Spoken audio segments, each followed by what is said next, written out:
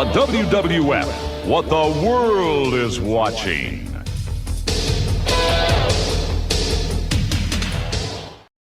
Turn it on and rip the knob off.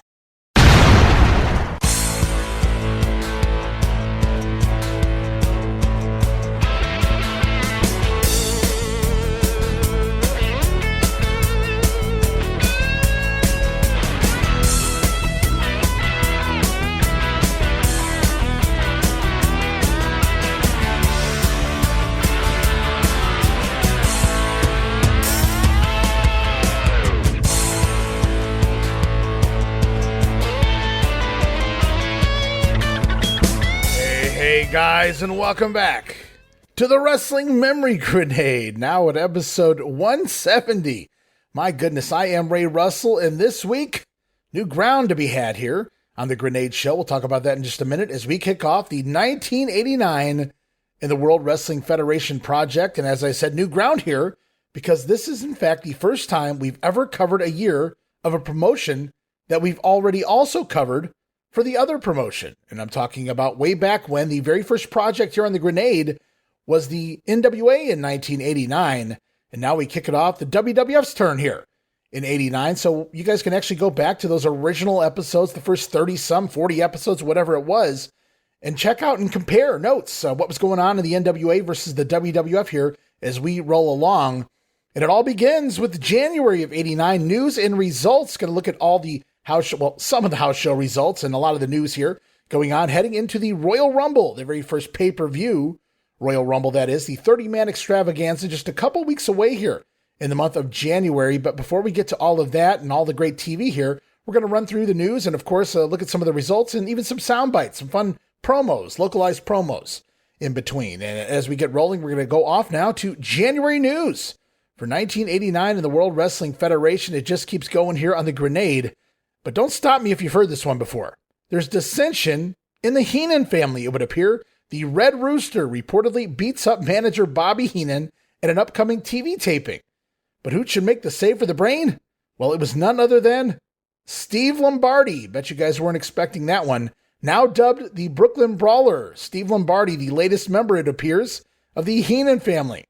And in regards to Terry Taylor, it looks like he and Lombardi will have a preliminary feud of sorts, so all along, we were thinking, well, maybe this was a vehicle, Terry Taylor, given the bad gimmick of the Red Rooster, to get himself over for this big babyface turn against Bobby Heenan. But instead, it appears apparently, it was a way for Heenan to totally put himself over in the angle and maybe even put over Steve Lombardi as a new character.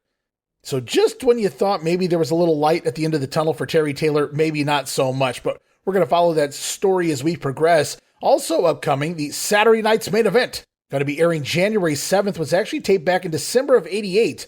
Big matches on the card, including the final blow-off between Intercontinental Champion, the Ultimate Warrior, versus former champion Honky Tonk Man, Hulk Hogan battling the 500-pound African Dream Akeem, and Hair versus Hair, Brutus the Barber Beefcake battling the Outlaw Ron Bass. Now also, I should note, we talked about Saturday night's main event. Well, there's going to be a live main event Friday night airing February 3rd, 1989. No doubt going to set up some big matchups at WrestleMania 5, which at this point in time, Meltzer was announcing WrestleMania 5 for March 19th, but that's actually going to be changed to April 2nd.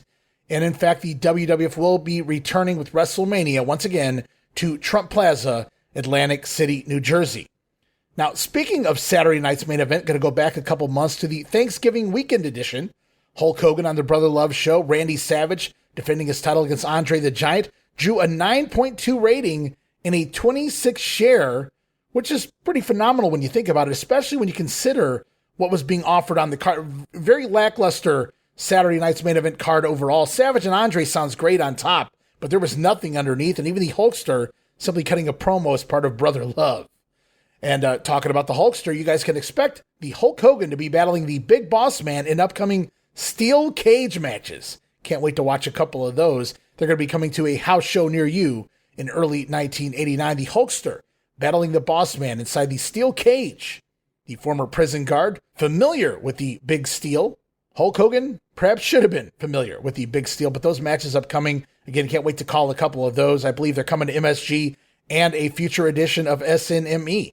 So lots going on here in the early part of 1989. And in fact, the USA Network going to play a part in it. They're going to be running a 3-hour WWF special on February the 20th, a special 3-hour face-to-face. There's going to be a lot of primetime exclusive matches on that event, as well as multiple interviews, face-to-face interviews with a lot of the combatants going at it at WrestleMania 5. Now, coincidentally, or maybe not so coincidentally, February 20th, the NWA also running a pay-per-view the same night, Chi-Town Rumble. Very strategic planning there by the World Wrestling Federation, along with the USA Network.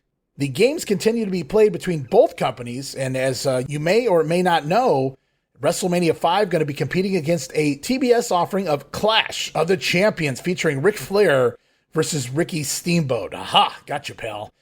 Oh man, there's a lot going on here, like I said, in 89.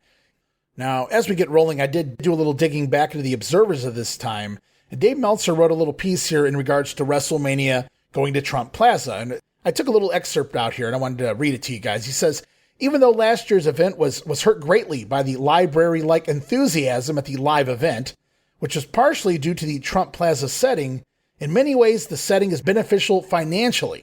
For one thing, the tickets are scaled even higher than last year, with most tickets at $150 or so, and the event supposedly, if sold out, which it is almost a formality that it will exceed the record live gate of $1.6 million set, what Meltzer calls here in 1989 as $90,817 paid at the Silverdome at WrestleMania 3. So at this point, Meltzer hasn't tacked down the numbers too deep, down to that 78,000 he claims. So 90,817 paid at WrestleMania 3 at this point, according to the Melts. But he's saying that based on the prices of the tickets in Trump Plaza, they'll actually do more financially here in 1989, even though the 20,000 tickets available for Trump Plaza.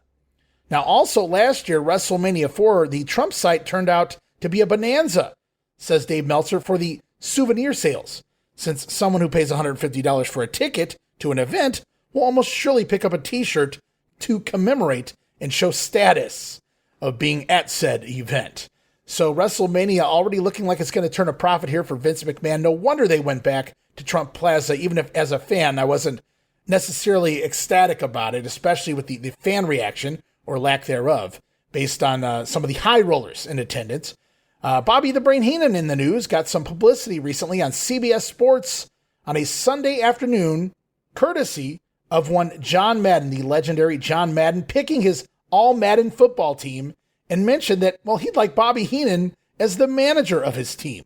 And of course, at that point on the CBS Sports show, they showed clips of Bobby Heenan in that managerial role, kind of putting the brain over there as part of the All-Madden Team. All right, we love it. Back in 1989, good stuff. And Bobby would sell that on random commentary in the future, and you can't really blame him for that. Now, we go on. In the FU department of The Observer, the non-biased journalist, Mr. Dave Meltzer, covered an upcoming story here in January 89. Spoiler alert, but worth mentioning, Meltzer says, Primetime Wrestling aired on January 16th with Steve Lombardi attacking both the Red Rooster and also KOing Gorilla Monsoon. Unfortunately, the latter is almost a babyface move, says DeMeltz. Wow, knocking out Gorilla Monsoon is a babyface move. Okay, and you wonder why Monsoon won so many Worst Commentary of the Year awards. Lombardi then going to declare himself no longer Steve Lombardi, but now the Brooklyn Brawler. Most who saw it seem to think it was a very good, but also quite surprising since they virtually never use that program for angles. Well, that's a good point. The Brawler, I can't wait to get there a couple weeks' time here on TV. We're going to talk about the Brooklyn Brawler's debut attacking, yes, the Red Rooster, and unfortunately even Gorilla Monsoon. But man, how dare you, Dave? A babyface move. Brooklyn Brawler attacking the Gorilla. I don't know what his deal was with Monsoon. Now, it was just a month or two ago we talked about the upcoming Super Clash show, the joint venture between the AWA and the World Class Territory, etc., in Memphis, Tennessee, and how it appeared, at least through the observer's eyes, that the WWF was trying to kibosh the show, basically screw everybody involved over by reporting Kerry Von Erich's amputation. Well, now Dave has changed the story just a little. Again, another excerpt here from the Observer as we roll on. He says, Titan's side of the thing involving Kerry Von Erich at Super Clash is simply that Well, the WWF is basically trying to eliminate the Athletic Commission regulation on pro wrestling nationally, since it would cut the gate tax in most of the larger cities, which have a wrestling commission. Since there was a boxer banned in Illinois for the same reasons, they were trying to get a ruling on Kerry Von Erich here. They wanted either a consistent ruling across the board, which wasn't expected, or the ruling that wrestling was an exhibition and not a sport. Coming one step further, if wrestling is an exhibition, not a sport, then why does it fall under Athletic Commission guidelines? So Vince McMahon basically using Kerry Von Erich and the Superclash pay-per-view as a pawn in a grander scheme here in trying to eliminate athletic state commissions recognizing pro wrestling as a sport. And as we know, of course, it being sports entertainment, pal, all just a big work in order to pay the state. Keep some people employed. Well, we touched on it last month. Rick Martel will indeed be returning in time for the Royal Rumble. Actually going to do a TV taping prior to, so he will be here in the month of January. But after that, going to be missing some shots, as we'll see here as we go on with this episode, on the house shows later in January following the Royal Rumble due to immigration problems. Apparently, there are reasons that Rick Martel can't get a working visa in the U.S., but still worked a few shots early on. Illegally, says Meltzer. Then went back home to Montreal, but couldn't get back across the border. So until this mess is taken care of, Rick Martel won't be making any more U.S. shots. Now we know he won't be gone for long. We'll see him here on TV in January, and of course we will see him in the Royal Rumble. He will miss some dates, we'll see, near the end of January here, but Rick Martel shall return, and boy, what a fun future for Rick Martel here in the company from WrestleMania 5 forward. Now, speaking of the future of the WWF, the WWF champion himself, Randy Savage, going to be missing some TV tapings as well with pneumonia. But rest assured, we'll be right back in action afterwards. The Macho Man, nothing going to keep him down, no doubt about that. Birdman, Koko Beware, also going to miss a few dates later on in the month of January with an ankle injury heading into the month of February. Koko will return briefly out of action. And we've got one more news bit here, a little behind-the-scenes stuff with Linda McMahon of Titan Sports sending a memo to the Department of State in Pennsylvania claiming that because of the Sunset Law, the WWF didn't recognize the authority of the commission anymore, the State Athletic Commission. The Chief Deputy, Frank Talent stated that if Titan didn't allow the wrestlers to have their pre-bout physicals, he would call the state police and close down the show, referencing the upcoming Spectrum card here in January. Now, Linda McMahon's letter stated, as we have consistently asserted, the commission does absolutely nothing to protect or ensure the health and safety of the wrestlers or the spectators. To the contrary, their cronyism and nepotism led to potentially dangerous incidents outside of our control. For example, in spite of repeated requests by the WWF that spectators be kept back from the ring, the commission insists on setting up a table inside the barricades next to the ring for friends or family members of theirs to watch the matches up close and personal. This almost resulted in disaster during a recent Randy Savage Bad News Brown match. Brown was thrown out of the ring and fell into the commissioner's table, where 3 children, friends and relatives of the commissioners, were sitting. Fortunately, nobody was hurt, but the dangers of the practice were again made apparent. Titan is now refusing to pay the 5% commission tax from the gate of that show. One source in the Pennsylvania state government did tell Dave Meltzer that Titan has very good legal grounds here, and if they challenge the commission, it could be a landmark case. But a lot of legal questions will remain. All right, so a lot of news going on here heading into the new month, a lot of behind-the-scenes stuff, a lot of WWF trying to get rid of the Athletic State Commission's ruling that pro wrestling is indeed a sport.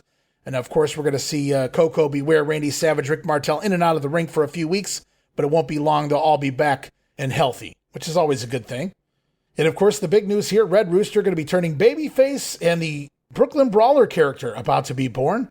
But before we get into any of the January results, guys, we're going to take this quick WrestleCopia timeout. Relive the glory days of Memphis wrestling with the Retro Wrestling Review USWA podcast. Each week, we go back in time to review USWA Championship Wrestling from the 1990s, episode by episode. Join us for watch-alongs, behind-the-scenes stories, and exclusive interviews with people who were there and lived it. Whether you grew up watching it or you're discovering it for the first time, this podcast is your ringside seat to Memphis wrestling history. It's all a part of the WrestleCopia Podcast Network. Listen now at USWApodcast.com. Hey guys, Ray Russell here, curator of the WrestleCopia Podcast Network, inviting you guys to listen to many of the programs here as part of the WrestleCopia brand, including, but not limited to, the Wrestling Memory Grenade, currently covering the 1988 and the WWF Project. You can also listen to the Regional Wrestling Podcast, where we talk the territories. You can also listen to the Wrestling Stoop with the legend himself, Bob Roop. But that's not all. You can also check out the Pro Wrestling Academy with the professor of Pro Resu, Mr. Dan Ginnity. Dan and I go back in time and cover the history of Japanese professional wrestling in the English language. And you can listen to all of those shows and more, all part of the WrestleCopia Podcast Network, located over at WrestleCopia.com. That's WrestleCopia.com, and anywhere your podcast streaming needs are met. And while you're at it, why not subscribe to our social media guys for all the latest goings on here at the WrestleCopia Podcast Network. Plus, I'm constantly adding old school video clips and pictures from throughout wrestling history. You can follow us over on X, formerly Twitter, at Wrestling Grenade. That's at RASSLIN Grenade. Also, follow and like me, Facebook.com/Wrestling Grenade. And why not subscribe to YouTube.com/Wrestling Grenade. And of course, now would be a fantastic time to become a WrestleCopia patron over at patreon.com/WrestleCopia. That address again, patreon.com/WrestleCopia, where you get so many gifts, including all of my insanely detailed show notes for every episode of The Grenade Show, Regional Wrestling, and the Monday Warfare podcast. You'll also get early access to a lot of the podcasts here on the WrestleCopia brand, where you can listen days and sometimes as much as a week earlier than the rest of the listeners. But that's still not all, guys. You also get at least a dozen digital downloads for your viewing and reading pleasure each and every month, plus random bonus video drops, and of course, the Patreon exclusive Watch Along series, covering many past WWF and WCW events. And if that's not all, videocasts, also now a part of Patreon. No subscription, cancel anytime. Give it a try for a month, guys. I think you'll like the content that I offer, and every penny of it goes right back here into paying the bills. So if you're looking to support that next up-and-coming podcast brand, please consider making it WrestleCopia. Help me pay some of the bills to keep the WrestleCopia Podcast Network and all of the great shows here up and running for the months and the years to come.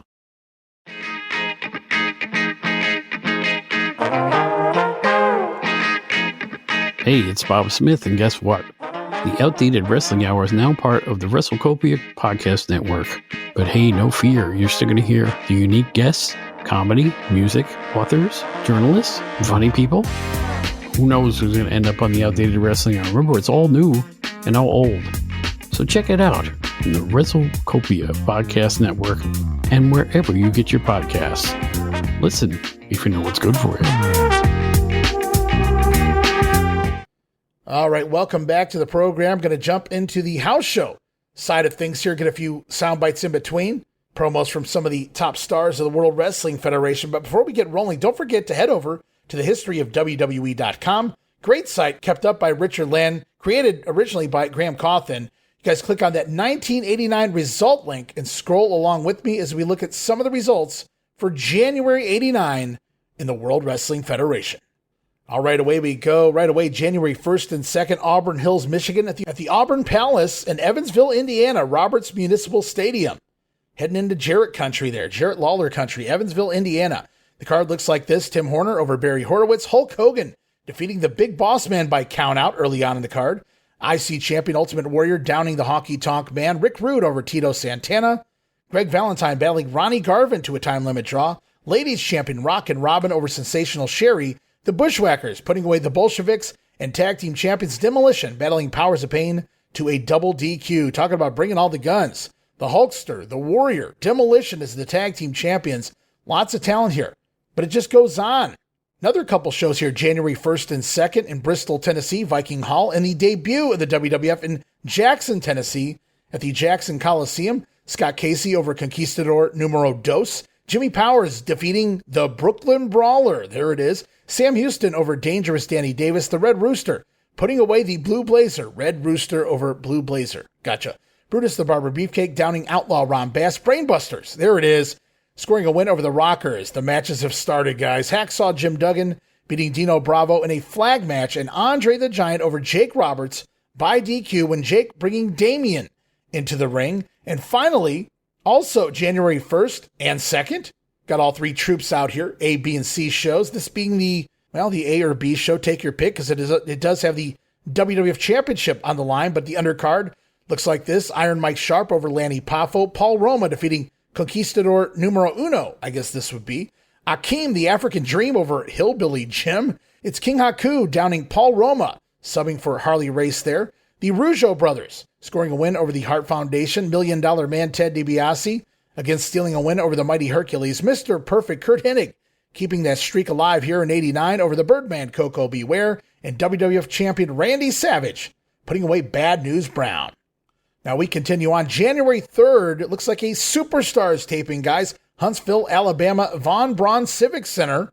Now match is going to air on Primetime Wrestling January the 16th. Couple of matches here taped at the Superstars taping. Ron Bass over Jim Powers, and the Barber Brutus Beefcake scoring a win over Jacques Rougeau by DQ after Raymond going to interfere. We'll talk a little bit more about that match when we get to that episode of Primetime. Now another match taped for Primetime, going to air the following week, January 23rd. Dino Bravo battling Ronnie Garvin to a double countout after about 7 minutes of action.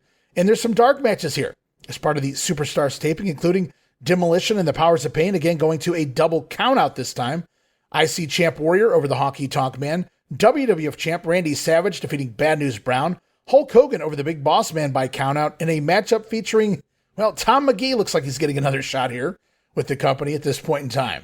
So we have all three titles on the line, and the Hulkster and Boss Man as well, not counting all the matches at the TV taping. Talk about a loaded show at Superstars.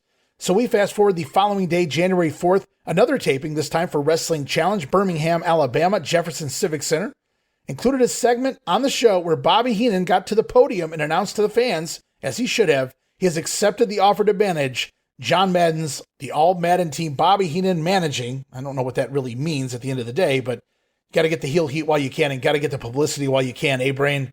Now, on the undercard here, dark match is going to see Jimmy Powers over Tim Horner, which could have been fun. Tom Magee scoring a win over Sam Houston, so it looks like Magee coming back as a heel this time on the TV tapings. Other dark matches again, Warrior over Rick Rude this time, subbing for the Honky Tonk Man. Randy Savage again defeating Bad News Brown. Demolition and Powers of Pain to a double DQ. Hulk Hogan scoring a victory over the Big Boss Man. And more matches taped here on Challenge for the Primetime show.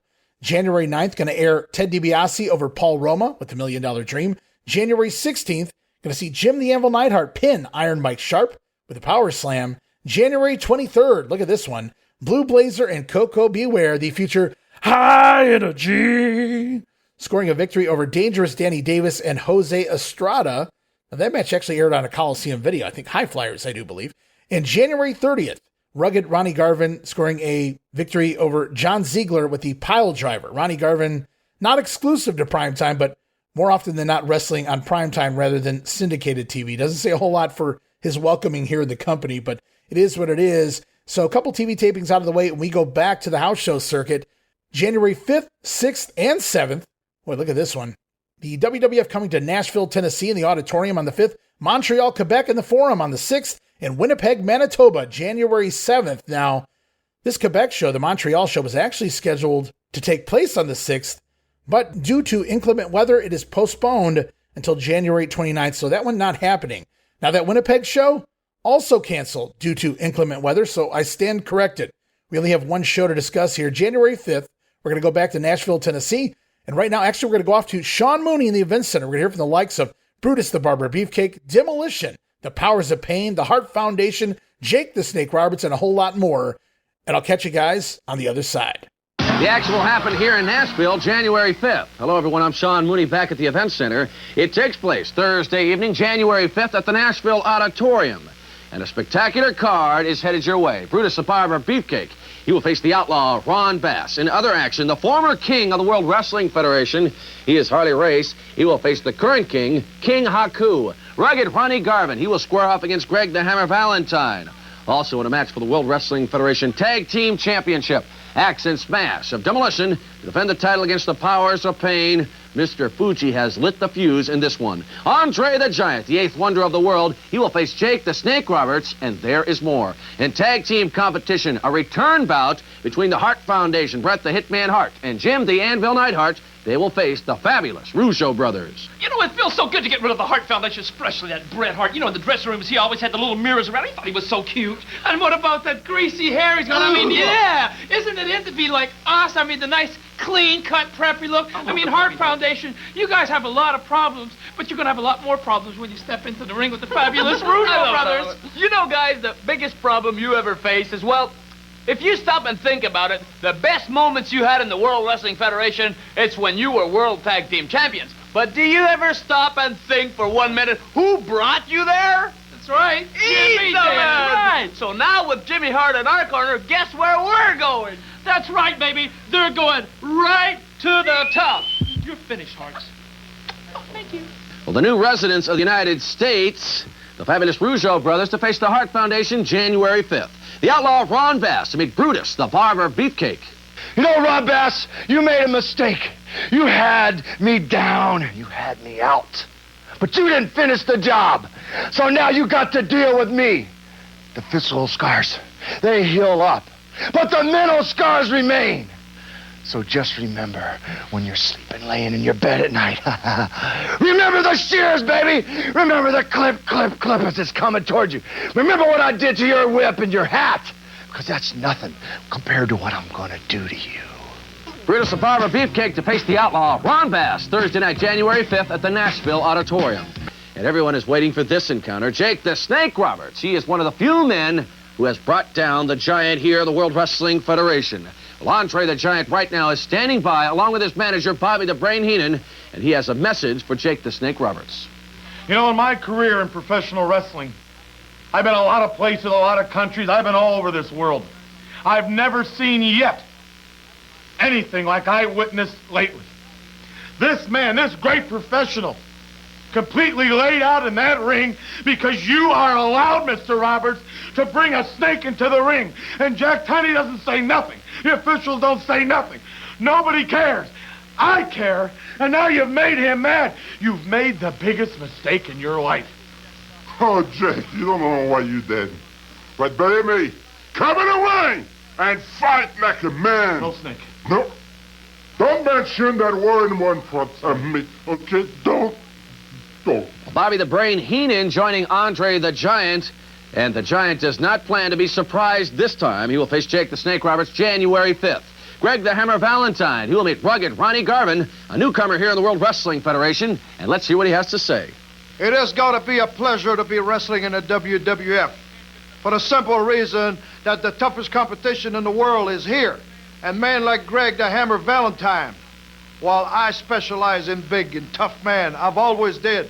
And I'm going to tell you, looking at a man that's ready, I don't turn a challenge from anybody. I don't turn them down. I accept them. As a matter of fact, when I'm done accepting them, I challenge other people. I challenge the best, and I can handle myself. And Greg the Hammer, you're going to need it. Well, comments from rugged Ronnie Garvin. He is from Montreal, Canada, and a newcomer here to the World Wrestling Federation. But believe me, he is no newcomer to the ring. He is a ring veteran, and he will face Greg the Hammer Valentine. And the Hammer should be well advised. Do not take this man lightly. It is going to be a very tough match. Welcome back to the Event Center. Thursday night, January 5th, a big night here in Nashville at the Nashville Auditorium. That is the evening Brutus the Barber Beefcake will face the outlaw Ron Bass. We heard from the Barber. Now let's hear from the big bad Texan. Beefcake! Any cowboy knows when you're just a little bitty hoodlum, when you're learning to chew that tobacco, you don't put enough in there that you can chew. You don't bite off more than you can chew because you're liable to choke. And that's exactly what happened to you, Beefcake. Don't bite off more than you can chew, and you're looking at more than you can chew. The big outlaw and Miss Betsy, we're coming at you. Get them scissors. Do it face to face this time, boy. I don't think you're going to like the last meeting, and you sure ain't going to like the next one, brother. The Outlaw plans to run the Barber out of town January 5th. The Powers of Pain after the Tag Team Championship, they'll face Axe and Smash. Master Fuji, you used to be a man to be trusted. But no more because you double-crossed us. Remember when you used to wake us up and beat us over the head with a cane? Well, you know, That really helped out. Because that's just what we're gonna do to you! You stand right there with the powers of pain, and you spout off all that BS. And you tell them what you're gonna do for them, and how you're gonna make them the world champions. But you better also tell them how tough we are, how devious and how mean, and how we fight to hold on to what's ours. Because, Master Fuji, you can con them. You can put information in their head. They've got to come after us. Well, comments from Axe and Smash of Demolition. They say when the year ends, should old acquaintances be forgotten, it won't happen in this one. Axe and Smash of Demolition very anxious to run into the powers of pain and Mr. Fuji. And in tag team competition, a return bout between the fabulous Rougeau brothers and these guys, the Hart Foundation. Jimmy Hart is taking the Rougeaus from Montreal and moved them to Memphis. Good thing they didn't go to Calgary, huh, Hitman? It's a good thing they didn't go to Calgary, because you know what really irks Calgary? You know what really irks me? It irks me, it bugs me, it bugs my mom, it bugs my dad, it bugs everybody in Calgary. It's the Rougeaus and that 25%, taking 25% of my hard-earned money. They're taking 25%. Easy, Hitman. Hey, easy, baby, easy, take it easy. Yeah, relax. Mellow out. You gotta be cool. You gotta take it easy. Just because the Rougeaus are taking 25% of our contract money, it's no reason for me to get upset. Why should I get upset? That just makes you wanna slam that 25%. I wanna blow their hell. I wanna grab them. I wanna fight them. I wanna take them. The Hart Foundation to meet the fabulous Rougeau brothers in this return bout. Brutus the Barber Beefcake to settle things with the outlaw Ron Bass. Beefcake, I want to introduce you to somebody. My mama taught me a long time ago, always be a gentleman, Ron. And when you're dealing with somebody, make proper introductions. Well, Beefcake, this is Bo, and this is Bart, the Maverick brothers, son. You know, back where I come from, these are kind of all-purpose tools. You know, you can pick your teeth with them. If you want to, you can get real mean and bad and change somebody's look. And that's what happened to you, Beefcake, and that's what's going to happen to you again. Just get in the line with a big outlaw, and we'll see what happens. If Andre the Giant you talk about ready, he will face Jake the Snake Roberts. What a change it was to see fear in your face. I've seen it in a lot of men's faces that have walked to the ring. Some of them that have came back on their own 2 feet. They had that look in their eye. But for you to have that look, my man, what a surprise. You know, it's nice to know that we all have something inside us that bothers us. And it's really nice to know that it's Damien when it comes to you, Andre the Giant. You see, ever since WrestleMania, I've been upset at you. You didn't know that, did you? But I lost a lot of money on you, my man. I bet a lot of money on you, and you disappointed me. Damien doesn't disappoint me. Where is he? You're asking where is he? Brother, he'll be around real close. So, fairly big card here in Nashville, and we heard from the likes of nearly everybody on the card. Now, I don't have results, but we can kind of guess how this goes. We got Jake and Andre, the Hart Foundation and the Rougeaus, Demos and Powers of Pain. We heard Ronnie Garvin cut a promo there for Greg the Hammer Valentine. Brutus the Barber Beefcake battling the outlaw Ron Bass, who should be bald by this point.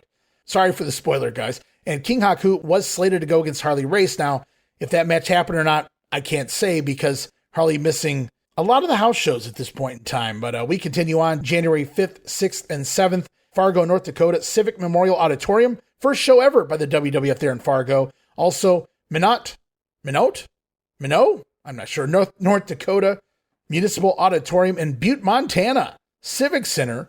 Card going to see Tom Magee versus Barry Horowitz. Rockin' Robin over sensational Sherry Bushwhackers. Downing the Bolsheviks. Mr. Perfect over Koko Beware. Ravishing Rick Rude scoring a victory over Tito Santana. And then the main event, steel cage action. The Ultimate Warrior over the Honky Tonk Man. And yet another troop out on the 5th, 6th, and 7th. Montgomery, Alabama, Garrett Coliseum, Lakeland, Florida, Civic Center, in Oklahoma City, Oklahoma, the old Myriad Convention Center. In front of 4,000 fans there in OKC. Going to see the Blue Blazer battle the Red Rooster to a draw. Also, Rooster getting a win one of the nights. Big Boss Man and Akeem teaming up. Pre-Twin Towers, guys. Scoring a win over the Young Stallions. That would have been fun. Dino Bravo defeating Hacksaw Jim Duggan. Or in nights where it was a flag match, it's Duggan going over Dino Bravo. We also see flip-flopping between Ted DiBiase and Hercules. Both guys scoring wins on any given night. The Brain Busters over the Rockers. One night, the Rockers over the Busters by DQ. So at this point, Sean and Marty can't seem to get a pinfall victory over Arn and Tully. Also, Tim Horner scoring wins every night over Danny Davis. Kind of shows you where Danny's moving here in 89. And in the main event, WWF champion Randy Savage, again, picking up victories over Bad News Brown. Now in OKC, they throw you an extra matchup featuring Andre the Giant over Jake Roberts by DQ as well. Now we talked about some canceled events due to inclement weather. I'm not really sure why this one's canceled. Kind of peculiar. Spokane, Washington at the Coliseum January 8th. No show, although it was originally scheduled. Calgary, Alberta, Canada at the Saddle Dome, also January 8th. I don't have the card. I do know that it featured Randy Savage and Bad News Brown on top. You better believe Macho retaining the title there. Now we break away, hitting Crockett Country, or is it Turner Country at this point? January 8th, WWF headed to Charlotte, North Carolina, Charlotte Coliseum, and they do well. 13,500 fans here by the opponents, the enemies, if you will, New York City, the WWF. First show held at the venue, the Coliseum. Akeem over Jimmy Powers, Blue Blazer defeating Paul Roma. Guess Battle of the Babies there. Tim Horner again over Danny Davis. Brainbusters heading home. The Four Horsemen here, scoring a win over the Rockers. Ted DiBiase beating the mighty Hercules. Jim Duggan over Dino Bravo. Andre the Giant downing Jake Roberts by DQ. Again, Damien coming into play in that one. And Hulk Hogan scoring the win over the Big Boss Man by count out, cuffing the Boss Man to the top rope, clotheslining him out to the floor, and somehow the referee makes the count anyway. The Hulkster, the victor. Let's skip ahead a few days to January 13th. 12,000 fans out to the Boston Garden, Boston, Massachusetts. Televised on the New England Sports Network, included Rod Trongard, Superstar Graham, and Lord Alfred Hayes on commentary there. Lots of big matches coming up, including a big flag match between Dino Bravo and Hacksaw Duggan. We're also going to see the Big Boss Man once again take on the Hulkster. Right now we're going to go off to promos from several of the men involved. Well, joining me now in the interview area, Canadian strongman Dino Bravo and his manager, Frenchie Martin. And Dino Bravo, he has faced some tough competitors, but tonight, he not only faces a tough competitor, but one proud American, Frenchie Martin. I'm going to tell you one thing about one proud American. I know he's got an eye problem, but I didn't think he had a brain problem. You talk about a flag being raised to the top of the Boston Garden. Well, this is the flag that's going to go there. And Hacksaw Jim Duggan, I don't care how many people try to convince you that you're the guy that's going to give him the hour. You're not the man for it. And tonight, we're going to prove it, because you're going to have to look at this flag being raised all the way to the top. And you and all the proud American can bow and cry. Well, Dino Bravo, how do you respond to comments made by Hacksaw Jim Duggan that he plans to give you a lesson in patriotism tonight? Well, you know, he wants to play the hero. Well, there's no hero in Boston, because I'm going to humiliate you the Montreal way. You have no choice, Duggan. You're going down.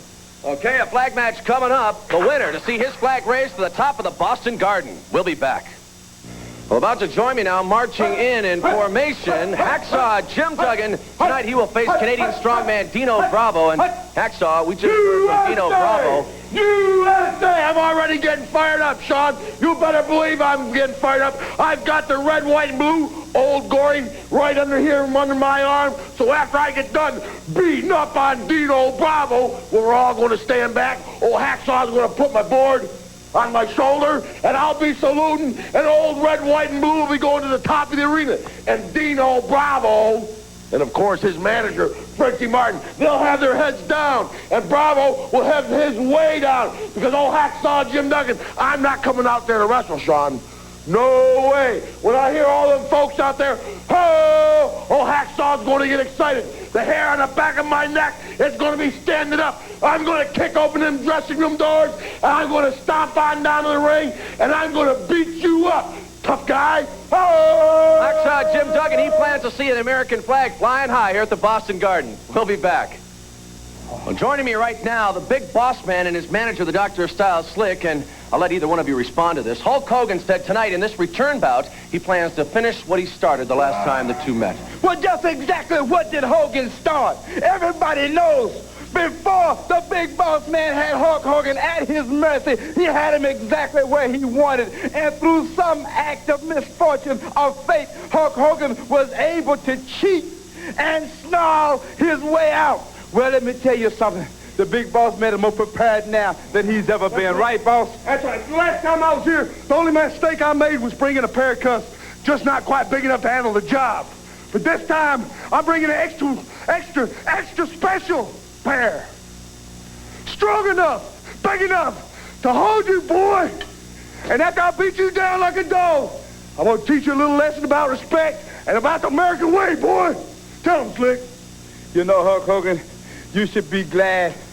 You should be glad, brother, that you have the money you have, because we both know, this man knows and I know, that you should have been disqualified, but you paid the referee off, and that's all right. It won't matter this time. No amount of money or anything else can save you from the big boss man's wrath.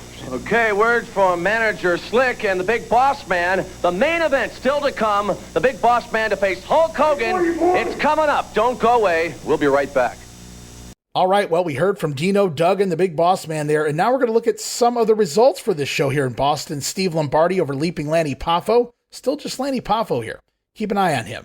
Bushwhackers downing the Bolsheviks Akeem over the Blue Blazer. Ronnie Garvin battling Greg Valentine to a double countout. It's the Brainbusters scoring yet another victory over the Rockers, this time Tully Blanchard pinning Shawn Michaels after Arn Anderson sweeping Michaels' leg out from under him. Held the leg down from the outside as Michaels attempted to suplex Tully back into the ring there. The Busters stealing the win over the Rockers. Jim Duggan pinning Dino Bravo in a flag match. Frenchie Martin there accidentally hitting Bravo with his own Quebec flag. Post-match, of course, the national anthem of the United States begins to play, and Duggan able to raise the flag high above the ring. Also on the card, it was Hercules scoring a win over Virgil with the full Nelson. Dibiase, none too happy after the matchup, attacks Hercules, but Herc able to run them off with the chain. And in the main event, we heard from the Big Boss Man scoring his first victory, I do believe, over Hulk Hogan. Don't get excited, guys. By disqualification, Hogan bringing the Boss Man's nightstick into play here, knocking down referee Joey Morella not once but twice, and then hitting the big leg drop. The Hulkster refusing to make the cover.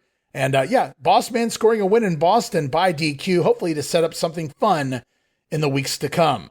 Also, January 13th, Nassau Coliseum, Long Island, New York. A couple of fun matches on this one, including the Ultimate Warrior taking on King Haku, the IC title on the line. We're also going to see Ravishing Rick Rude go one-on-one with Tito Santana. Right now, we go off to the 2 men involved in the big super pose down at the Royal Rumble. We're going to hear from Rick Rude and the Ultimate Warrior about their upcoming matches here in Long Island. It will take place at the Nassau Coliseum Friday evening, January 13th, and listen to this spectacular card. The Young Stallions, they will be there. They will take on the Conquistadors in tag team competition. Individual matches to take place between Axe and Smash of Demolition and the Powers of Pain, the Warlord and the Barbarian. Axe to square off against the Warlord. Smash to meet the Barbarian. Also, Tito Santana, he will face Ravishing Rick Rude in a match for the Intercontinental Championship. The Ultimate Warrior, he will face King Haku. In a return bout from the Meadowlands, the main event, Andre the Giant to face Jake the Snake Roberts. And right now, standing by, talking about this match with Tito Santana, is Ravishing Rick Rude. Tito Santana, I'm not going to stand out here and run you down because I'd be a liar. Your record speaks for itself. A former Intercontinental Champion. Half of the tag team champion. Tito Santana, you're an excellent athlete. Your only problem is you're coming up against a man who's twice a man as you are. Tito Santana, I know you've got the figure 4, and I know you're going to try to use it on me. That's why you're in for a rude awakening. Ravishing Rick Rude to face Tito Santana in other action. For the Intercontinental Championship, King Haku to meet the Ultimate Warrior. The question that arises in my mind is why would a king want for anything else? If a king has everything that he is supposed to have, then why would he want? Why would he want to challenge the power of the Ultimate Warrior? Well, it must be the thing that's hanging around my waist. You don't have to deal with me, King. You have to deal with all the warriors that were riding on all these huge, immense body parts of mine. If you think that your title and your desire and you have what it takes to come and challenge the Ultimate Warrior, then bring it with all the fire and fury that you can muster, because there's only one place to go when you challenge the Warrior. Down! All right, let's see what they do here. They talk the talk and they walk the walk. We're going to look at the results here at the Nassau Coliseum. Tim Horner over at Mike Sharp. Young Stallions downing George Scotland, son of Arnold Scotland, and Jose Luis Rivera here, one of the Conquistadors, unmasked. It's Outlaw Ron Bass pinning Tom Magee. Ooh, it looks like this Mega Man experiment may be completely over.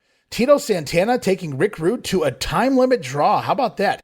Tag team champion Demolition smash one-on-one, scoring a pinfall over the Barbarian. Then it's the Warlord pinning Demolition Axe. Also on the card, Andre the Giant scoring a pinfall, this time over Jake Roberts. And the main event, the Ultimate Warrior, successfully defending that IC strap, pinning King Haku. All right. It's a very different match. Could have been interesting. I'm sure Warrior was forced to cooperate. Also, January 14th, matinee show, just 6,000 fans out to the Philadelphia Spectrum. What was going on that weekend, Jamie Ward? Televised on Prism Network, featuring Dick Graham and crew on commentary. On the card, Tim Horner over Jose Estrada. Bushwhackers downing the Bolsheviks once again. Akeem over the Blue Blazer. Boy, writing's on the wall already for poor Owen Hart. That'll teach you to get injured, pal. Hercules defeating the $1 Million Man Ted DiBiase by DQ after interference from Virgil. Also on the card, Hacksaw Jim Duggan pinning Dino Bravo in a flag match. Powers of Pain battling Demolition to a double DQ. Greg Valentine scoring a pinfall this time over Ronnie Garvin using the momentum of a crossbody rolling on top. Hammer stealing the win there. Also here in Philly, Paul Roma pinning Mike Sharp with a top rope dropkick. And in the main event of the night, WWF champion Randy Savage scoring a victory over Bad News Brown. Pulling a little Ricky Steam, learned something from WrestleMania 3. Bad News going for the body slam. Savage countering it into an inside cradle. They will bring that match back, you have to imagine, because, well, they didn't look too happy after the matchup. Nothing was settled. Now, we move up January 14th at the UNO Lakefront Arena, the old Watts territory in New Orleans, Louisiana. On that card was Hogan and the Boss Man, Andre Jake Roberts. No results, so we continue on to January 15th. Sellout crowd, 19,000 strong. Houston, Texas, and the Summit. It is the Royal Rumble pay-per-view. Now, we're going to get into the Royal Rumble, the deep dive into the Rumble itself, the definitive edition, if you will, in just a few weeks' time here on the Grenade. But there were a couple of dark matches worth mentioning here at the Royal Rumble. Many don't know that. Included Jimmy Powers over Barry Horowitz, and the namesake of the city, Sam Houston, picking up a victory over Steve Lombardi. Now, I'm assuming the Brooklyn Brawler by this point, but Royal Rumble 89, we'll be getting into it very soon here, guys, on the Grenade. Stay tuned. For now, we go on to January 16th, El Paso, Texas, Convention Center. Small card, going to see the Blue Blazer over Scott Casey. Tito Santana scoring a victory over King Haku. IC champion The Warrior now stepping in the ring, defeating ravishing Rick Rude. It's the Hart Foundation battling the Rougeos to a time limit draw. Also on the card, looks like Big John Studd now in action after the Royal Rumble, of course, picking up a victory over Akeem and Brutus the Barber Beefcake, downing his old nemesis, the Honky Tonk Man there in El Paso. Also on the 16th, Hamilton, Ontario, Cops Coliseum, featuring commentary from Lord Alfred Hayes and newcomer Tony Schiavone. He gets lost in the shuffle there when we talk about debuts here in 1989. Tony Schiavone, now part of the WWF. Welcome over, Tony. Looking forward to hearing from you. In the ring, it's the Red Rooster over Danny Davis with the Scorpion Deathlock. So the Rooster now a babyface here. Mr. Perfect battling Rick Martel to a time limit draw. That sounds like a fun one. Brainbusters, again, stealing a win over the Rockers. Paul Roma over Iron Mike Sharp. Randy Savage pinning Bad News Brown in a Harlem street fight. And boy, was it a street fight, let me tell you guys. Lots of brawling, lots of fighting out there. Not just with each other, but with the referees and everybody else that tried to get involved. Greg Valentine also on the card over Ronnie Garvin. And Hacksaw Jim Duggan teaming with the mighty Hercules to pick up a victory over the $1 Million Man and bodyguard Virgil. And yes, you'd be right to think that Virgil does the job there in the final match of the night there in Hamilton. Fun show overall. Now we go on also on the 16th, 7,600 fans, Pensacola, Florida, the Civic Center. And on the top, it's going to be Demolition, Powers of Pain, and a double DQ. Jake Roberts again battling Andre the Giant, Hulk Hogan, and the Big Boss Man there in Pensacola. Just some of the matches going on in Florida at that point in time. And then, well, this one's fun. They're just taking over the world at this point. The Omni in Atlanta, Georgia, January 20th, 1989. The WWF trying to compete with the NWA there in their homeland of Atlanta at the Omni of all places. But Vince only drawing 3,882 fans. Yikes. I've seen a little worse during the early booking of 1990 into 91. But this is pretty bad for 1989. But on the card, nevertheless, Koko Beware over Barry Horowitz, Big John Studd putting away Akeem, Ron Garvin over Nikolai Volkov. Ooh, that couldn't have been good. Greg Valentine scoring a win over Jim Neidhart. Hacksaw Duggan again putting Dino Bravo down in a flag match. Tag team champions Demos defeat the Powers of Pain this time around by disqualification, and WWF champion Randy Savage retains over Bad News Brown. Also on the 20th, Portland, Oregon, the Memorial Coliseum, Jimmy Powers over Steve Lombardi, Blue Blazer downing the Conquistador, Red Rooster over Boris Zukov, Hitman Bret Hart taking on Honky Tonk Man. I don't have results for that one. Bushwhackers meeting the Rougeaus, Beefcake versus Rick Rude, and again Andre battling Jake the Snake Roberts. Kind of an interesting card there in Portland on the 20th. Also the 20th, Chicago, Illinois, Rosemont Horizon, 6,200 fans. Just kind of a weak time period here for the WWF, but they're going to pick things up, I assure you. On the card here in Chicago, it's Tim Horner defeating Danny Davis, Ron Bass over Sam Houston, who is now subbing for Rick Martel. Wow, Rick Martel and Ron Bass. That wouldn't have been pretty, but Bass still successful at this point in time over Sam Houston. Tito Santana battling Mr. Perfect to a draw. So I guess his perfect record stays intact. Kind of an interesting choice there. Tito battling Perfect to a draw, but they're kind of protecting Tito, it looks like, in the recent weeks. Boss Man over Hulk Hogan by DQ here in Chi-Town. Brainbusters again scoring a win over the Rockers. Hercules downing Virgil and the Ultimate Warrior over King Haku. As we continue on to Super Bowl Sunday back in 1989, January 21st, and the 22nd again on a Sunday there. 21st, 10,000 fans out, 8,500 paid, not bad, to the Cow Palace, San Francisco, California. Following date, January 22nd, matinee show, Fresno, California, at the Selland Arena. Vince's mama ain't raised no fool. They put the Super Bowl Sunday show on early as a matinee here. Going to see Red Rooster over Boris Zukov, Blue Blazer putting away Iron Mike Sharp, Ladies Champion Rockin' Robin over Sherry, Brutus Beefcake downing Rick Rude, ravishing Rick Rude, really, as he starts his feud with the Warrior? Well, it is Beefcake. He's got friends, brother. IC Champion Ultimate Warrior over King Haku. Bret Hart battling the Honky Tonk Man to a double DQ. It's the Rougeaus over the Bushwhackers, maybe their first job in the WWF here, and Andre the Giant scoring a pinfall victory over Jake the Snake Roberts. We continue on to the WWF 21st, 22nd in Sioux Falls, South Dakota at the Sioux Falls Arena. Also Omaha, Nebraska, Civic Auditorium, another matinee show competing against the Super Bowl here. 9,200 fans out here in Omaha. Not a lot to do, I guess. Wise to put it on before the big NFL showdown of the year. Outlaw Ron Bass again over Sam Houston, who was subbing for Rick Martel. Tito Santana once again battling Mr. Perfect to a draw. Tim Horner over Danny Davis. Rockers over the Busters, this time by DQ. Dibiase pinning the Mighty Hercules. Brutus Beefcake pinning Rick Rude. And Hulk Hogan over the Big Boss Man by count out there. Both events, both nights. And again, 21st and 22nd, the WWF on the road. The 22nd, again, a matinee show, not to compete with the Super Bowl. They're in Las Vegas, Nevada at the Thomas and Mack Center on the 21st. And on the 22nd, Reno, Nevada at the Lawler Events Center. On the card, Ronnie Garvin against Barry Horowitz. Koko Beware versus Nikolai Volkov. Jim Neidhart and Greg Valentine. John Studd, presumably again defeating Akeem. Jim Duggan over Dino Bravo in a flag match. We've got the tag team champions Demolition going up against the Powers of Pain. And the WWF champion Randy Savage continues to be married to Bad News Brown on the road, and Miss Elizabeth the rest of the way. Man, we go on, guys. The action just keeps rolling on. The 23rd coming out, Monday night, Salt Lake City, Utah, the Salt Palace, 4,200 fans. Here we go. Here's some results for some of the matches we were looking at here. Ronnie Garvin over Barry Horowitz, Big John Studd over Akeem, this time by a count out. Blue Blazer putting down Boris Zukov. Well, at least he's not stuck with Akeem anymore, eh, Owen? WWF champion Randy Savage over Bad News. Bushwhackers defeating the Rougeaus this time around. And the Intercontinental champion, the Ultimate Warrior, downing King Haku. Meanwhile, back on the West Coast, Sacramento, California, January 23rd, Arco Arena.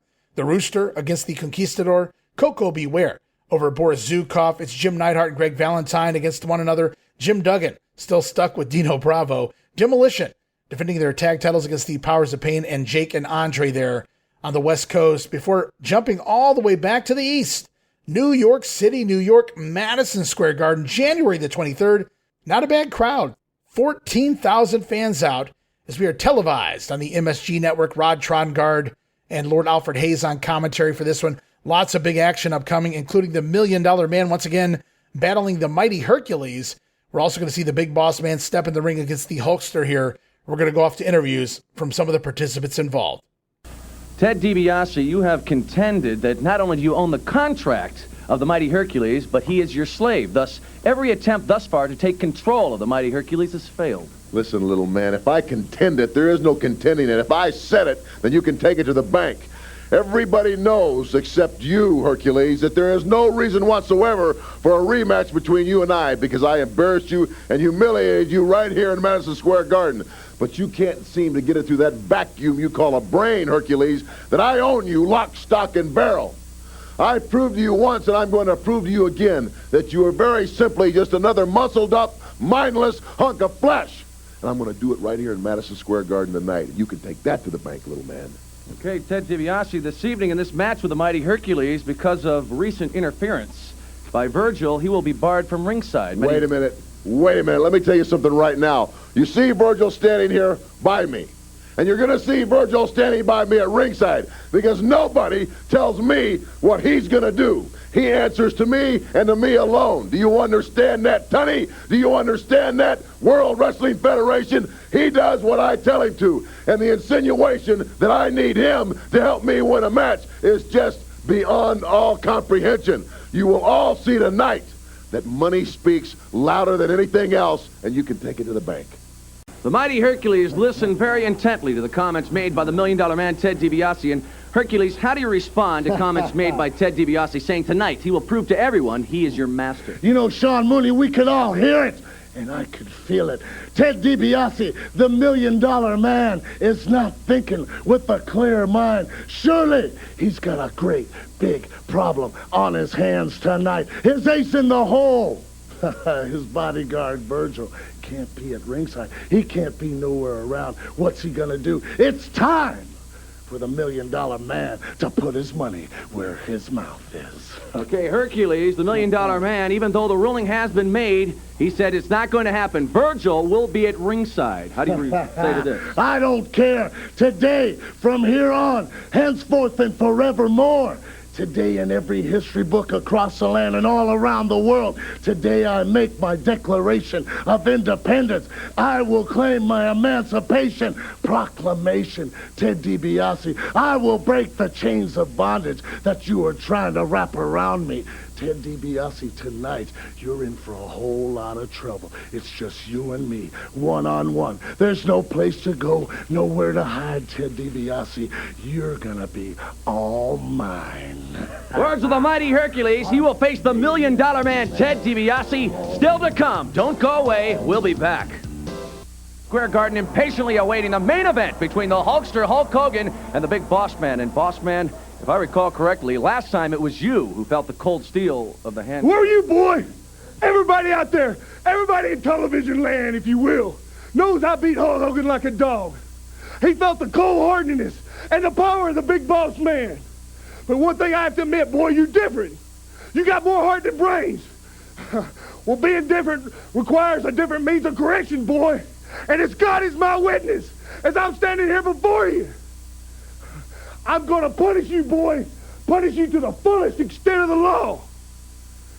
And after I ain't through, boy, keep your mouth shut. After I get through beating you down like the dog you are, I'm going to chain you up, put you in solitary confinement for life. You tell them, Slick.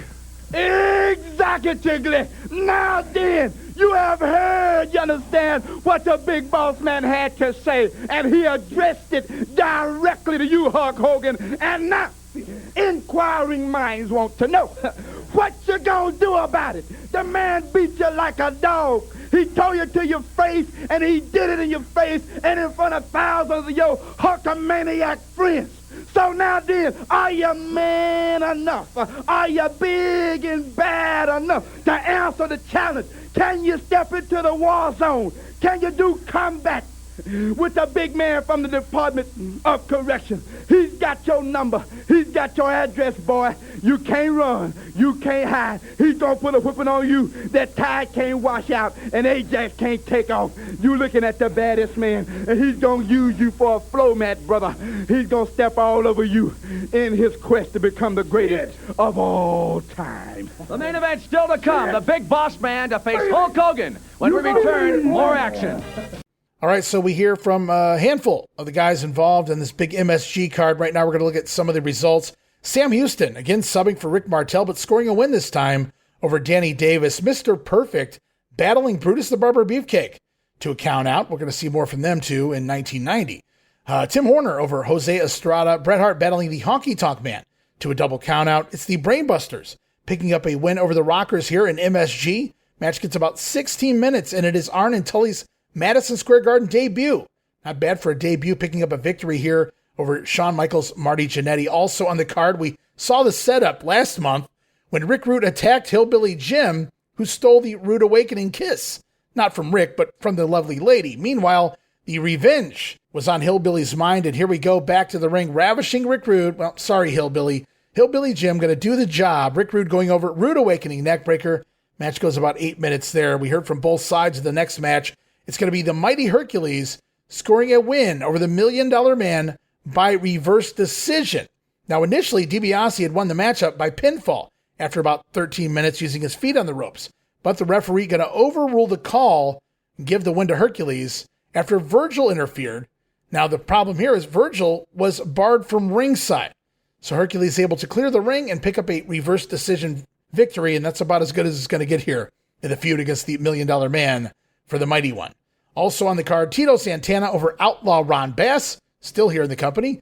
And we've seen him live at the Royal Rumble at this point. We've seen him get his hair cut at Saturday night's main event. Ron Bass just can't seem to grow his hair back in, but he won't be long for the company at this point. In the main event, we heard from the Big Boss Man, again scoring a win over the Hulkster. Big Boss Man over Hulk Hogan by DQ. They get about 10 minutes here. Hogan again attacking the referee, Dave Hebner this time, using the nightstick, handcuffing Slick. What a heel that Hulk Hogan. And of course, my least favorite part of all of this, eliminating the Big Boss Man at the Royal Rumble after being eliminated himself, a sore loser, is the Hulkster. Yeah, I said it. Big Boss Man going over, though, by DQ here at the Garden. Going to bring that match back big time, I assure you. As we continue on, January 24th, another Superstars taping, this time Tucson, Arizona, at the Convention Center. 8,000 fans sellout. Match is going to be aired here from the Superstars taping on Primetime Wrestling Exclusives, February 13th. 3 matches, including Bret Hart pinning Daryl Peterson, the future Max Payne, King Haku over Louis Spicolli, and Bad News Brown putting Koko Beware down with the Ghetto Blaster. Also taped for the upcoming big 3-hour face-to-face special primetime, February 20th. We're going to see the team once again of the Big Boss Man and Akeem. He must be getting ready for something. Scoring a victory over Ricky Ataki and Mark Ming, and the Brooklyn Brawler with Bobby Heenan in his corner. Brooklyn Brawler gets a win over Omar Atlas, going to air on that February 20th primetime. You don't want to miss that. Also, tape for the French version of Superstars there in February. $1 Million Man picking up a pinfall win over Hercules. You get about 8.5 minute match there on the French version of Superstars, which is double what we get ever on the American version of Superstars. Also in dark matches there as part of the Superstars taping, Demolition picking up a victory over the Powers of Pain, Andre over Jake the Snake Roberts, and Hulk Hogan beating the Big Boss Man by countout. Now, January 24th marks the NatP convention as well. They kept that down in Houston, Texas. Gene Okerlund and Jesse Ventura doing live commentary, putting over the World Wrestling Federation at the NatPs, and just a couple of the guys involved. They usually trotted out a few wrestlers and did a few matches for the fans walking by. One of the results featured Ron Bass over Paul Roma on the show there at the NatP convention. As we continue on to the 25th, another sellout for another TV taping. This time, Phoenix, Arizona, Veterans Memorial Coliseum, 15,000 fans there for a wrestling challenge taping. Now on the card, an International Wrestling Challenge match featuring the $1 Million Man over Omar Atlas. Also to be aired on primetime, February 13th, it's the Rockers over Barry Horowitz and Jose Estrada. February 27th primetime, going to see the Powers of Pain defeat Sam Houston and Stefan De Leon. So that's where Sam Houston is now on the card, if you couldn't tell already. And to be aired on the March 6th edition of primetime, the Red Rooster over Tim Patterson with his new finisher, the Flying Chicken Wing, the Flying Hammerlock, once made famous by George the Animal Steel, now gifted to this poor Red Rooster. Also in the dark matches, Randy Savage and Bad News Brown, Hulk Hogan and the Big Boss Man, Jake Roberts goes up against Andre, Demolition and Powers of Pain. All matches they've been advertising quite a bit here on the house shows. As we continue on, getting close to the end of the month of January here, 26th through the 28th, WWF in Wichita, Kansas at the Coliseum, in front of just 3,400 fans. Topeka, Kansas at the Expo Center, and Columbus, Ohio at the old Ohio Center. WWF Champion Randy Savage, Bad News Brown headlining those shows, as well as John Studd versus Akeem, Hercules versus Ted DiBiase, the Bushwhackers and the Rougeaus, and more. We roll on to the 26th to the 28th in 3 other cities, including Albuquerque, New Mexico, Tingley Coliseum, 6,600 fans there in Albuquerque. Also, Dallas, Texas Convention Center on the 27th, and on the 28th, Cincinnati, Ohio, Riverfront Coliseum. On the card headline is going to be Hulk Hogan scoring victories over the Big Boss Man by countout. Also on the card, Ladies Champion Rockin' Robin over Sherry, Tag Champs, the Demolition, Powers of Pain battling 2 disqualifications. Also, Demos over the Powers by DQ. Red Rooster pinning Dino Bravo, at least in Albuquerque. Now the other nights it's Dino and Duggan doing their shtick as well. Bret Hart continues to wrestle solo against the Honky Tonk Man, so we're back to seeing the Hart Foundation split up once again, even though they're about to quote-unquote feud with Honky Tonk and the Hammer in tag team action. Now also on the 26th through the 28th, the third troop out Flint, Michigan at the IMA Sports Arena in front of 900 fans. Way to go, Flint. Glens Falls, New York on the 27th, and on the 28th, Springfield, Massachusetts, the Civic Center in front of 7,200 fans at a matinee show. Now get this, guys. Same card in Flint, Michigan and Springfield. One does 900 fans. The other one's 7,200. Was it the card? Was it Flint, Michigan? Who am I to say? We're going to look at the card and you guys be the judge. Steve Lombardi, the Brooklyn Brawler, now defeating Lanny Poffo. Ron Bass over Tim Horner. The Ultimate Warrior battling Rick Rude to a double countout. In Flint and Springfield and in Glens Falls, it's Rick Rude over Brutus Beefcake. By default, it appears the Beefer injured or missing a couple of shots here during this little loop. As in Springfield also, Paul Roma scoring a win over Rick Rude by DQ after the Ultimate Warrior attacking the Ravishing One early in the match. So Paul Roma getting a win, but only by disqualification due to outside interference from the Ultimate Warrior. Also on the cards here, Andre the Giant over Jake Roberts every night by DQ. Brainbusters putting away the Rockers, and the Blue Blazer downing Danny Davis. Oh, there's another match. IC Champion, the Ultimate Warrior, downing King Haku in 2 of the 3 cities. So you be the judge. Would you attend? The Busters and the Rockers alone have me attending the show, but 900 fans in Flint. I just don't know what was going on there. Could have been weather. I don't know. Well, we talked about the 28th and the matinee show there. Well, also in the evening on the 28th, WWF all over the place here at the end of January. Lowell, Massachusetts Memorial Auditorium, Tim Horner over Danny Davis. Paul Roma downing King Haku this time by DQ. It's the Rockers finally able to score a win over the Brainbusters. Only took a month. Blue Blazer putting away Outlaw Ron Bass. Leaping Lanny Poffo downing the Conquistador and IC Champion, the Ultimate Warrior over Ravishing Rick Rude. That just leaves a few days left here in the month, including January 29th, Toronto, Ontario, Maple Leaf Gardens. The matinee show, Ronnie Garvin battling Ray Rougeau to a time limit draw. Mr. Perfect over Tito Santana. The Hitman, Bret Hart, and the Honky Tonk Man battling to a double countout. Finally, we see the Powers of Pain put down the WWF Tag Team Champions Demolition in a no disqualification match. The POP defeat the Demos by countout. Well, it was no DQ. They didn't say no countout. Blue Blazer downing the Conquistador with the top rope splash. Hulk Hogan over the African Dream. Akeem with a big slam and the leg drop. Exclamation point there on the Akeem character. Thanks to the Hulkster. Ladies Champion Rockin' Robin over Sherry. Rick Martel, who doesn't have to worry about visa problems here in Canada, actually subbing in for an injured Jim Duggan. Rick Martel scoring the win over Dino Bravo here in a flag match. Does that mean they flew the American flag for Rick Martel, who's Canadian, who beat another Canadian, both French Canadians? Well, it's very confusing. Well, even though this wasn't a televised version of the Maple Leaf Gardens show, I do have results. It's Rick Martel over Dino Bravo, but here's the catch. Jim Duggan in the corner of Rick Martel. So he was there, just simply injured. Hacksaw out on the floor, and thus using the 2x4 to aid Rick Martel in a victory over Dino Bravo. And yes, the American flag was flown there in Canada. Very peculiar booking. I don't know what was going on there. We continue on also. January 29th, up in Montreal at the Forum. Wow, nearly a sellout here. 19,500 fans. Maybe that was a sellout. This was the show that was rescheduled from January 6th. Let's see what's on the card here. Iron Mike Sharp over Lanny Poffo. Paul Roma over Jose Estrada. Akeem defeating the Blue Blazer. The Hitman and the Honky Tonk Man doing a double disqualification. Tito Santana battling Mr. Perfect to a time limit draw. Tag Champions Demolition over the Powers of Pain in a no DQ match. And in the main event, 6-man tag team. Oh, here we go. Hulk Hogan coming back to team with rugged Ronnie Garvin, French-Canadian background, and Hacksaw Jim Duggan, the Hulkster, Jim Duggan, and Ronnie Garvin. What a weird trio.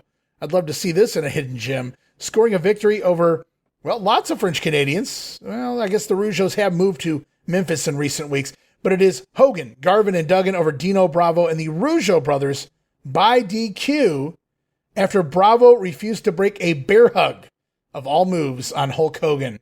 After the bout, Hogan taken from ringside on a stretcher. Wow. Let's see what they do with that here in the month of February. Interesting interaction there between Dino Bravo and the Hulkster, but really a bear hug? That's what we got to work with. Well, we continue on, guys. We don't stop there. January 29th and 30th, Indianapolis, Indiana at the Market Square Arena matinee show, and Dayton, Ohio on the 29th at the Hara Arena. No, I'm sorry, both of these shows on the 29th.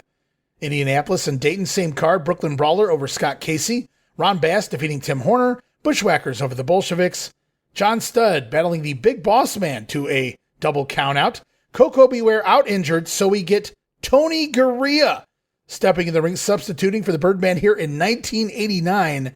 And Gurria going to do the job to the Conquistador. I love it. Now that's another hidden gem I want to see. WWF Champion Randy Savage out there defeating Bad News Brown by disqualification. And Hercules over the $1 Million Man by DQ as well. Virgil's interference causing that one. So, fun little interesting card. Tony Gurria out here on the 29th of January, 1989, doing jobs to the Conquistador of all people. All right, we've got one more day of action, it seems, here in results to look at, and that is January 30th. Well, the 29th and 30th to be technical. In one instance, we're talking about the 29th at the Los Angeles Sports Arena in front of 8,500 fans. Now, that show televised on the Z channel. And it may be the last show televised on the Z channel. Maybe not. I will have to go look. I'm Rod Trongard with Greg the Hammer Valentine, and the war goes on. It's showdown time between the Hammer and Jim the Anvil Neidhart. Jim the Anvil Neidhart. You know, my manager, Jimmy Mouth of the South, you know, he owns 25% of the Anvil's contract and Bret Hart's contract. And you see, the main thing, Jimmy Mouth of the South tricked these guys. He divided them up. And you understand, when they're divided, the Hart Foundation has slowly fallen apart. Now the Anvil is in singles competition tonight against Greg the Hammer Valentine, and I am a singles wrestler. Oh, I know all about tag team wrestling, but tonight it's singles action, one-on-one. And let me tell you something, Anvil. Bret Hart, the Hitman, won't be out there to save you. I don't need Honky Tonk Man. I don't need anybody. All I need is the Heartbreaker and the figure 4 leg lock. So, Anvil, you be prepared. Greg the Hammer Valentine, ready for his showdown with Jim the Anvil Neidhart. I'm with the Red Rooster tonight, going against Dangerous Danny Davis. And Rooster, you look ready. Are you ready after what happened between you and Bobby Heenan? I hope Dangerous Danny Davis thinks that I'm not ready. Maybe I took a shot on the back of the head. Maybe I got beat up a little bit. But it was from behind by the Brooklyn Brawler. Well, Dangerous Danny Davis, as much as I know you, you're probably taking some money from Heenan because he knows I'm going to go through everybody to get my hands on him. And sooner or later, I'm going to get my hands on you, Weasel. And when I do, I'm going to take out all this frustration that I got in me, that you heaped on me because you held me down, and the Rooster is going to the top at your expense. Dangerous Danny Davis says you've got a long night in store for you. Well, maybe I do. It may take me a little while to beat him up because he's a very capable wrestler. Everybody's seen how he started out as a referee, bending the rules and doing everything he has to. Well, maybe I did a little bit of that, too, a little while ago, if everybody remembers. And I may have to use that against you, Dangerous Danny Davis, but whatever it takes, I'm coming out on top of this match right here in Los Angeles tonight. The Red Rooster, ready for Dangerous Danny Davis. You know them as the Rockers. On my right, Marty Jannetty. On my left, Shawn Michaels. They're getting ready for one of the matches of their lives, the Brainbusters, Marty Jannetty. That's right. You know what we're looking for is a night of a lot of fun, because fun is what the Rockers are about. Partying, and with the Rockers, kicking butt and partying mean the same thing. So Brainbusters, get ready. We're coming after you. How about you, Shawn Michaels? Certainly you know these two people as two of the toughest you've ever faced. That's right. They're two of the best. I'll tell you what, everybody saw on TV, we had a scheduled match, but it turned out to be a wild Pier 6 brawl. I'll tell you what, Brainbusters, if you want to wrestle, the Rockers are here to wrestle. But if you want to mix it up, if you want to have a knockdown, drag-out fight, we're ready for that too. Brainbusters, get ready because the Rockers are coming after you two, boys. Right, I imagine you've got a surprise or two in store for them. That's right. You know, like you said, wrestling is not what they want to do. They want to brawl. And if you want to brawl, boys, we can wrestle. We can do it all. Get ready. We'll come fist to fist with you, and we're going to take you down one way or another. The Rockers are ready for the Brainbusters. Yeah. Rod Trongard here with the Brainbusters, two of the latest members of the Bobby Heenan family, and Bobby has them aimed for the tag team championships, but the Rockers are in your way, gentlemen. You know, you look at the Rockers, they're a great tag team. You look at all the tag teams of the WWF, they are all great. But there's only one team at the top, and right now it's Demolition. Everybody else has to go up that ladder. Rockers, it's you and us. Arn Anderson, Tully Blanchard. We think we're the best, and we're going to prove it in just a few minutes. Tully, Arn, how about you? Rod, you know, their whole claim to fame is speed. They say they're quicker, they're more precision than anybody on God's earth. There ain't a man alive quicker than Tully Blanchard. Quarterback, throw it 100 yards. He did it all through school. What he does is run the show, and he says, Arn, when it's time to be the stopper, be the stopper. That's what I am as a stopper if you want to rise to the top. Bobby Heenan pays winners. And if you want a championship, you got to beat teams like the Rockers. Arn Anderson, Tully Blanchard, the Brainbusters, going against the Rockers in just a moment. Don't go away. Rod Trongard, superstar Billy Graham on commentary there on the 29th. Same show, bringing it back the following day in the 30th at the Tacoma Dome in Tacoma, Washington. The card going to see Sam Houston over Barry Horowitz, Rick Rude, downing Brutus Beefcake, WWF IC champion, the Ultimate Warrior, pinning King Haku, Andre the Giant over Jake Roberts by DQ, with Damien getting involved, Red Rooster over Dangerous Danny Davis by submission, Greg Valentine over Jim the Anvil Neidhart with a roll-up, and the Brainbusters putting down the Rockers once again, stealing a win. Same finish all month long. Jannetty trying to suplex Tully back into the ring. Arn Anderson tripping him up. Tully landing on top. Arn on the floor holding Marty's foot down while the Busters steal another win. You guys can actually watch this one on the Z Channel feed from the Los Angeles Sports Arena. So this is in fact out there, this match between the Rockers and the Busters. We continue on also on the 30th, Duluth, Minnesota at the Duluth Arena. 3,100 fans to see Ted DiBiase over Hercules, Ron Bass downing Scott Casey, Big Boss Man over Conquistador, who is subbing for Rick Martel. What a replacement. Conquistador subbing for Rick Martel. Boss Man getting the win there. Also, Bushwhackers over Bolsheviks, and Randy Savage defeating Bad News Brown. And one more result for you here this week, January 1989, closing up shop on the Grenade, January 30th, Ottawa, Ontario, Civic Center, 9,000 fans for a fun show. Mr. Perfect over the Blue Blazer, Curt Hennig and Owen Hart, I'll take that. Jacques Rougeau putting down Tito Santana, Bret Hart over the Honky Tonk Man by forfeit, stating that Honky Tonk failed to appear at the show. Kind of a generic way out. Rick Martel subbing for Jim Duggan once again over Dino Bravo in a flag match. Jim Duggan cornering Martel, aiding him in another win using that 2x4. Also on the card, Ronnie Garvin putting away Ray Rougeau, Paul Roma over Mike Sharp, Big John Studd battling Akeem to a double countout, and Demolition over the Powers of Pain. Going to wrap up January 1989 in the World Wrestling Federation and a look at the house shows, the goings-on behind the scenes.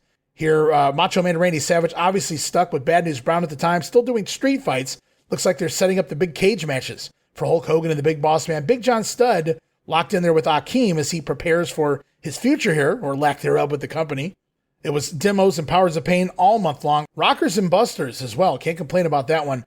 So some interesting things going on. It looks like by doing the flag matches here with Duggan and Bravo, maybe we'll get another month of that, but that appears to be all but done as well. And I can't happen soon enough, honestly. But we've got lots going on. Red Rooster, the babyface turn. Can't wait to get into the January TV and, of course, the Royal Rumble. We've got a lot going on here in January 89, guys. Of course, so many weeks of television to break through, but also another edition of Saturday Night's Main Event coming very shortly here on the Grenade. And just a couple weeks after that, it's going to be the Royal Rumble, the 1989 pay-per-view edition. Now a 30-man spectacular. We've been building it up for weeks here on the Grenade Show in December of 89. Hard sell all the way through for the big pay-per-view, and we're almost there, guys. First pay-per-view of 1989, here we come. But first, got some TV to jump through, and again, another edition of Saturday Night's Main Event, just a couple weeks away. Want to remind everybody to head on over to WrestleCopia.com. Check out all of the great podcasts we got going on there, guys, from Gene Jackson's Retro Wrestling Review to The Other Ship to Bob Smith and the Outdated Wrestling Hour, Dave Dynasty and the Wrestling Nostalgia Podcast, and, of course, Regional Wrestling, where we talk the territories, the Wrestling Stoop with Bob Roop, and more. Go check it out right now. Again, WrestleCopia.com. At last, but certainly not least, Patreon.com/WrestleCopia. 3 great tiers right now. A price for any of your budgets, whether it's the all-access tier, the VIP Superfan tier, or now the Ultimate tier. So many great video casts, more history lessons than you can shake a stick at. No, but just tons going on right now at Patreon. New video casts every week. Been having a blast with Jamie Ward doing some of the Regional Wrestling Unreeled shows as of late. New SWS WWF joint promotion show up as part of the Pro Wrestling Academy podcast with Dan Ginnity. We've got another show coming up this week as well. Another Coliseum video cast out. Best of the WWF Volume 12. I want to thank Gene Jackson for making it happen. Working through a minor back injury. Let's hope that's what it is. But just so much going on all around the world of WrestleCopia. And I want to thank all of you guys for your support and being there for us. But for right now, we're going to wrap things up. Be back next week with the first week of January TV here for 1989 in the World Wrestling Federation. Until then, this is Ray Russell Singh from Pillar to Post and Coast to Coast. You pull the pin, I'll pick up the pieces right here on the Wrestling Memory Grenade. See you next week. Don't miss it. Be there!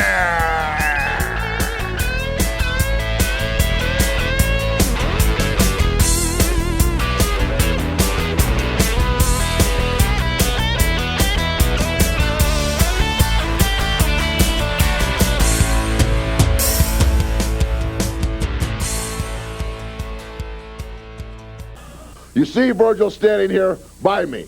And you're going to see Virgil standing by me at ringside because nobody tells me what he's going to do. He answers to me and to me alone. Do you understand that, Tunny? Do you understand that, World Wrestling Federation? He does what I tell him to. And the insinuation that I need him to help me win a match is just beyond all comprehension. You will all see tonight that money speaks louder than anything else, and you can take it to the bank.